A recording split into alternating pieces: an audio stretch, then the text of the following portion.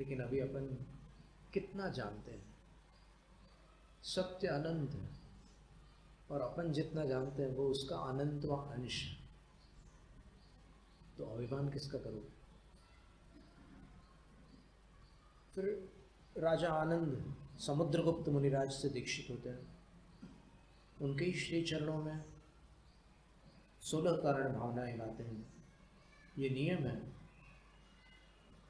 16 कारण भावना बहाने से तीर्थंकर प्रकृति का बंध होता है, लेकिन कुछ और भी उसके साथ में होना अनिवार्य है, उसके बिना नहीं। वो क्या है? पड़मुव सम्मे सम्मे शेषतीये अविरदादिचत्तारि तिथैर्बंध पारम भयानरा केवले दुगंते। प्रथमोपशम सम्यक के साथ भी तीर्थंकर प्रकृति बनती है, क्षयोपशमिक सम्यक के साथ भी तीर्थंकर प्रकृति बनती है, क्षयिक सम्यक के साथ भी बनती है, द्वितीय उपशम के साथ भी बनती है। लेकिन कहाँ बनती है? अविरदादि चत्तारी, प्रारंभ है, शुरुआत जो होती है वो चौथे, पांचवें, छठे और सातवें गुण स्थान में होती है। समापन 8वें गुण स्थान के छठे भाग में होता है। कहाँ होता है? होता तो 16 कारण भावनाओं से, पर 16 कारण भावनाएं मुनिराज करते हैं, श्रावक नहीं कर सकते, और जिनके पास अणुव्रत भी नहीं है वो भी नहीं कर सकते। राजा श्रेणिक ने 16 कारण भावनाएं नहीं भाई थी। क्यों? शक्ति तो त्याग तपस्वी, वहाँ त्याग और तप तो था ही नहीं श्रेणिक राजा के पास। और शील व्रतेषु अनतिचार, शील और व्रतों में अतिचार नहीं लगाना, तो उनके पास शील और व्रत थे ही नहीं। तो ये भूमिका ऊपर बनती है, सर्वत्र नहीं होती। पर अगर दर्शन विशुद्धि है, विनय संपन्नता है, तो व्यस्तम वा समस्तम वा, शास्त्रों में लिखा है कि तीर्थंकर प्रकृति समस्तम यानी पूरी 16 कारण भावनाओं से भी बंधती है, और व्यस्तम वा, कुछ 16 में से कुछ भावनाएं होंगी और आपके अंदर उतनी पवित्रता होगी तो भी तीर्थंकर प्रकृति का बंध हो सकता है। जैसे श्री कृष्ण जी को हुआ, श्रेणिक राजा को हुआ, अनेकों को हुआ, तो उसमें कोई आपत्ति नहीं है। पर उसकी जो शर्त है वो ये है, केवली दुगंते। धवल ग्रंथ में उसके अर्थ के अंतर्गत बताया कि या तो तीर्थंकर के सानिध्य में आप 16 कारण भावना भाव, या फिर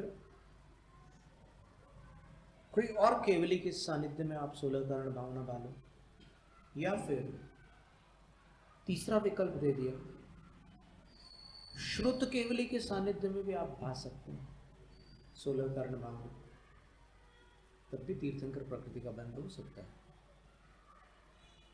ये बड़े आश्चर्य की बात है कि श्री कृष्ण जैसे क्षयोपशमिक सम्यक दृष्टि में तीर्थंकर प्रकृति का बंध बांध लिया, लेकिन कई क्षयिक सम्यक दृष्टि नहीं बांध पाए, जबकि क्षयिक सम्यक दृष्टि विशुद्धि की अपेक्षा से बहुत उत्कृष्ट होते हैं, लेकिन उनको नहीं हुआ। तो एक विशिष्ट श्रेणी के भाव होते हैं तीर्थंकर प्रकृति को बांधने वाले। अब उन भावों में एक प्रधान भाव ऐसा है, क्षेमम सर्व प्रजानाम, सब जीव सुखी रहे। वो उनके अंदर से तीव्र भावना होती है कि जगत के सारे प्राणी सुखी रहे, और वो इतनी प्रबल भावना होती है वो, कि वो भावना सामान्य मुंह से कहने वालों में नहीं हो सकती। सुखी रहे सब जीव जगत के, कोई कभी न घबरावे, बोलने से काम नहीं होता। और उसमें धवल ग्रंथ में तो कुछ और भी बातें बताई है तीर्थंकर प्रकृति के लिए, कि जो आचार्य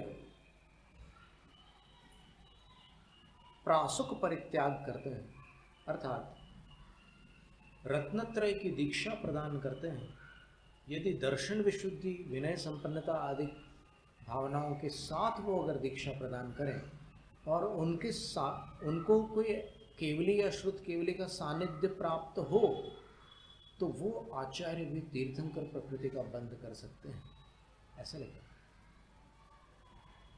और फिर एक तो ऐसा भी लिखा हुआ है कि जो लव न्यूनतम एक लव में अपने से जो दोष हुआ है उसको पहचान ले कि अरे मेरे से ये गलती हो गई। और लव 37 सेकंड्स का होता है, यानी कोई भी गलती हो जाए जो 37 सेकंड्स में पहचान लेते हैं कि मेरे से गलती हो गई। और अधिकतम 4 मिनट, 4 मिनट क्रॉस नहीं करेंगे वो। जो तीर्थंकर बनने वाले जीव हैं उनकी बात कर रहे हैं। ऐसा हो ही नहीं सकता कि 1 घंटे बाद उनको पता चले कि मेरे से गलती हुई, कभी नहीं। यदि तीर्थंकर बनने वाला कोई जीव है तो 4 मिनट से ऊपर उनको समय नहीं लगेगा। और वो कब? तीर्थंकर पर्याय में नहीं, उससे पहले।